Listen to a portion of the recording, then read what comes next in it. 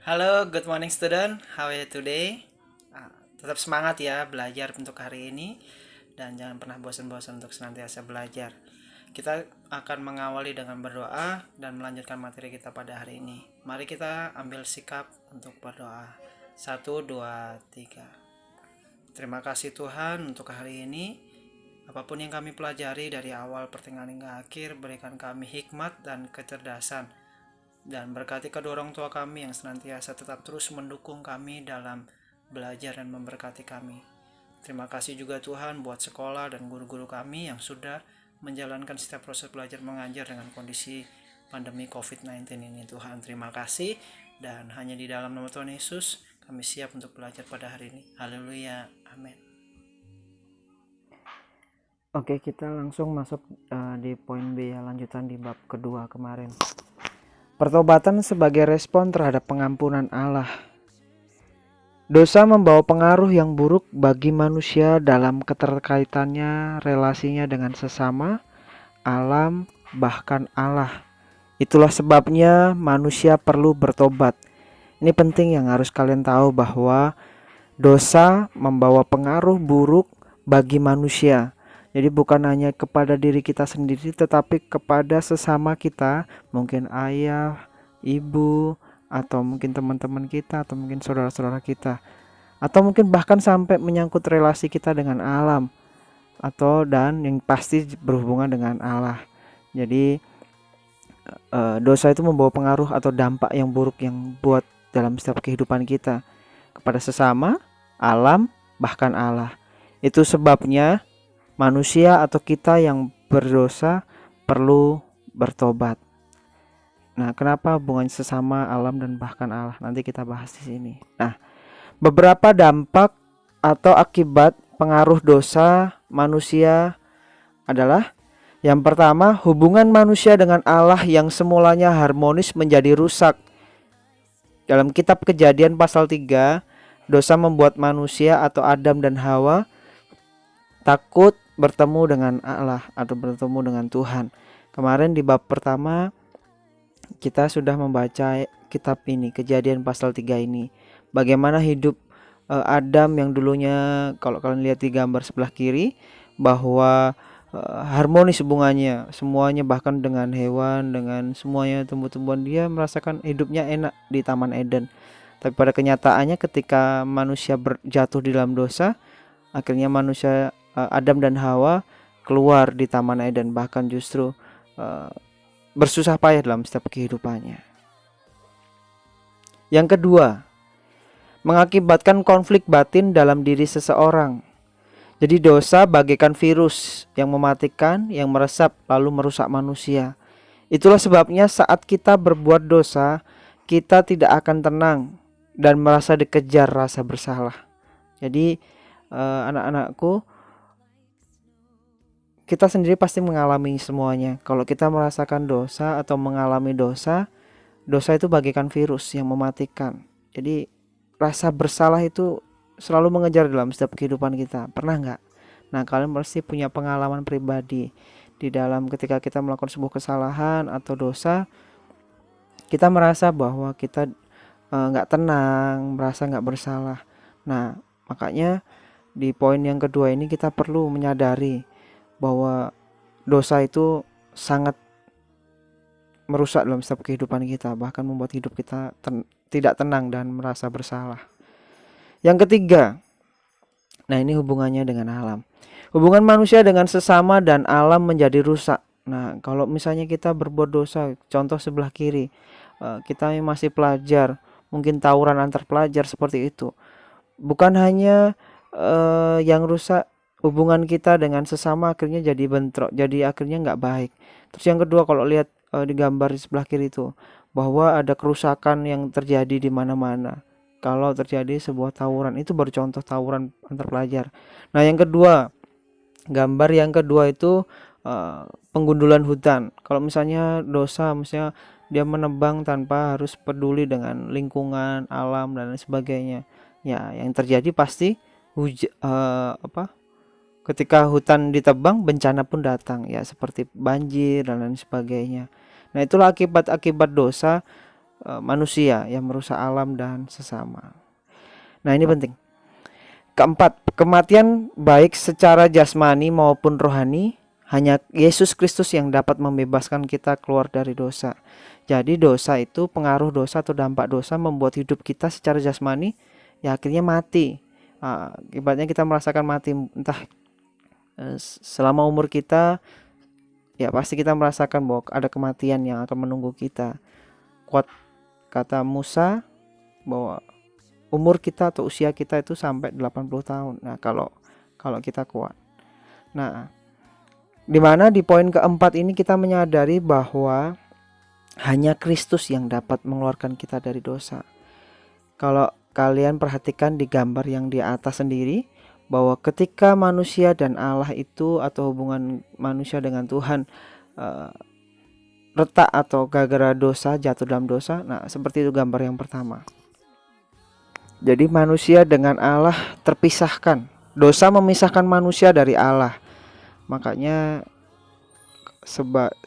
di gambar yang kedua kalau kita lihat, kebanyakan dari manusia berusaha supaya dengan berbuat baik, dengan kesalehan, dengan pendidikan, dengan amal, dengan semuanya itu membuat manusia merasa bahwa saya pengen dekat dengan Tuhan dengan usahanya.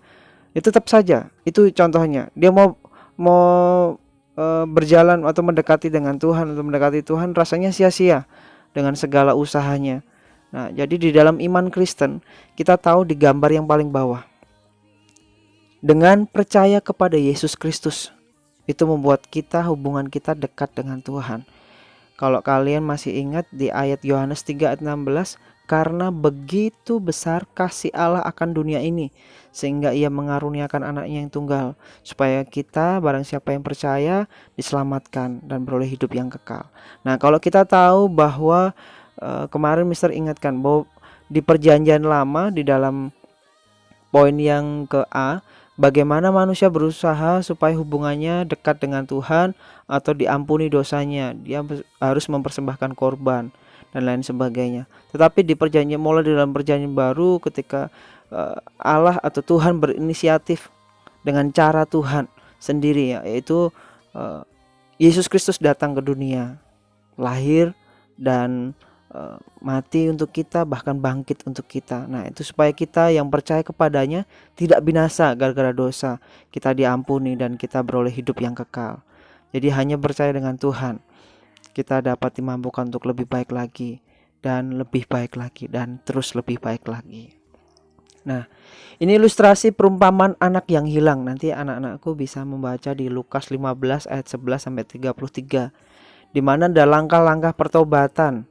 Yang pertama, menyadari kesalahan. Yang kedua, mengakui. Yang ketiga, menyesali. Yang keempat, berjanji atau berkomitmen untuk tidak mengulanginya lagi. Yang kelima, meminta maaf atau meminta pengampunan. Nah, di dalam ilustrasi perumpamaan anak yang hilang, kalian tahu bahwa ketika anak yang hilang ini merasa bahwa, kalau lihat di gambar kiri ya, bahwa Bapa, aku telah berdosa terhadap sorga dan terhadap Bapa. Aku tidak layak lagi disebut anak Bapa. Nah, di situ ada jelas bagaimana seorang anak menyadari bahwa kesalahan yang dia perbuat. Kalau kalian membaca bahwa dia meminta harta, bahkan sebelum warisannya dikasih oleh bapaknya, justru dia meminta warisannya. Nah, anak yang hilang menyadari bahwa dia bersalah, dan yang kedua dia mengakui, dan yang ketiga dia menyesali, dan yang keempat berjanji dan berkomitmen untuk tidak mengulangi lagi, dan yang kelima dia minta maaf dan minta pengampunan. Oleh sebab itu di ayat selanjutnya pasti kalau kalian membacanya, di situ dikatakan bahwa kata Bapa, marilah kita makan dan bersukacita sebab anakku ini telah mati dan menjadi hidup kembali. Ia telah hilang dan didapat kembali. Di sini kita bisa melihat bahwa ketika kita minta ampun dan menyadari semuanya dari 1 sampai ke 5 kita lakukan itu, dan kita minta berkomitmen untuk tidak mengulangi lagi, bahwa Allah itu setia dan adil. Allah itu mengampuni dalam setiap kehidupan kita. Tuhan Yesus sendiri akan mengampuni dalam setiap kehidupan kita. Jadi kalau kita berbuat salah, Mari kita mau datang kepada Tuhan untuk minta ampun kepada Tuhan, dan Tuhan pasti mengampuni. Yang jelas pasti konsekuensinya, apapun yang kita lakukan ya pasti ada konsekuensinya. Tetapi secara pasti kita mendapatkan pengampunan dari Tuhan. Dalam bahasa Yunani, bertobat berasal dari kata metanoia, artinya perubahan atau berubah 180 derajat. Berubah pola pikir, sikap, dan perbuatan. Dari kehidupan dan perbuatan yang salah menjadi perbuatan yang muliakan Tuhan. Jadi perbuatan yang biasanya menyakiti hati Tuhan mulai memuliakan Tuhan atau menyenangkan hati Tuhan. Nah, menurut kitab Yohanes 3 ayat 3 sampai 7, dalam percakapannya Yesus dengan Nikodemus, Yesus menjelaskan bahwa tidak seorang pun dapat melihat dan masuk ke dalam kerajaan Allah kalau ia tidak dilahirkan kembali. Apa maksudnya dilahirkan kembali? Nah, maksudnya adalah bertobat dan lahir dari roh. Lahir dari roh artinya adalah hidup manusia dipimpin oleh roh Allah. Dan Allah menjadi raja serta penguasa tunggal atas hidup kita, sehingga kita tidak lagi dikuasai oleh keinginan daging. Nah, di sini kita perlu garis bawahi ya, bahwa ketika hidup kita semakin dekat dengan Tuhan, hidup kita itu bukannya berbuat dosa lagi, tapi justru buah-buah roh, kasih, sukacita, damai sejahtera. Kalau kalian tahu, kalian bisa baca di Galatia pasal ke-5. Nah, ini catatan penting. Dosa hanya dapat diampuni jika kita sadar akan kesalahan, menyesal, berjanji tidak mengulangi lagi, dan minta pengampunan. Dosa hanya dapat diampuni jika kita sadar akan kesalahan, menyesal, berjanji tidak mengulangi lagi, dan minta pengampunan. Ada dalam kitab Markus 1 ayat 4, Yohanes 8 ayat 11, dan Yesaya 1 sampai 18.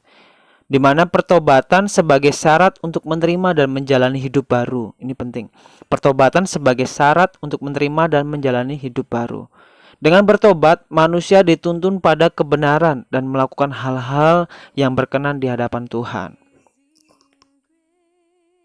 Nah, selanjutnya, pertobatan membawa keselamatan kekal. Ini pentingnya. Jadi, kenapa manusia perlu bertobat?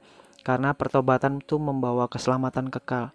Kita nggak tahu kapan kita dipanggil oleh Tuhan. Karena itu berusahalah, kalau kita sudah sadar bahwa kita berbuat dosa, mari cepat-cepat minta ampun sama Tuhan. Mister pun juga terus berusaha untuk lebih baik lagi. Saya percaya bahwa kita semua pasti berdosa di hadapan Tuhan. Oleh karena itu, anak-anakku dikasih oleh Tuhan, tetap terus menyadari diri, mengakui bahwa setiap kesalahan kita, dan kita berusaha untuk tidak berbuat dosa lagi dan mengulangi kesalahan lagi. Nah, karena itu pertobatan membawa keselamatan kekal. Mari kita datang kepada Tuhan untuk lebih baik lagi, supaya hidup kita semakin hari diperbarui, semakin hari kita diperbarui oleh kasih dan kebaikan Tuhan. Karya pengampunan Tuhan dalam setiap kehidupan kita membawa hidup kita semakin dekat dengan Tuhan. Hidup kita akan diberkati, bukan karena kita pengen berkat, tapi karena Tuhan sendiri yang terus membawa hidup kita lebih baik lagi. Menyenangkan sekali dekat dengan Tuhan. Nah, supaya kalian lebih memahami materi kita pada hari ini, nah kalian bisa mengerjakan kegiatan elaborasi yang Mister sampaikan di sini. Nah, kalian bisa bertanya nanti sama Mister kalau misalnya kurang paham ya. Tetap semangat ya. Nah, kita tadi sudah menyelesaikan materi kita pada hari ini. Jangan sungkan-sungkan untuk bertanya jika ada pertanyaan ya. Mister akan selalu senantiasa menjawab setiap pertanyaan kalian. Dan kita tadi sudah mengawali dengan berdoa. Alangkah baiknya kita juga mengakhiri dengan berdoa. Mari kita ambil sikap untuk berdoa. Terima kasih Tuhan untuk hari ini. Berikan kami kekuatan dan hikmat-Mu lebih lagi. Apapun yang kami pelajari hari ini, biarlah kami dapat mengaplikasikan dalam setiap kehidupan kami. Terima kasih Bapa, terima kasih Tuhan, dan berikan kami kekuatan lebih lagi. Dalam nama Tuhan Yesus, haleluya. Amin. Okay, see you next time. God bless you all.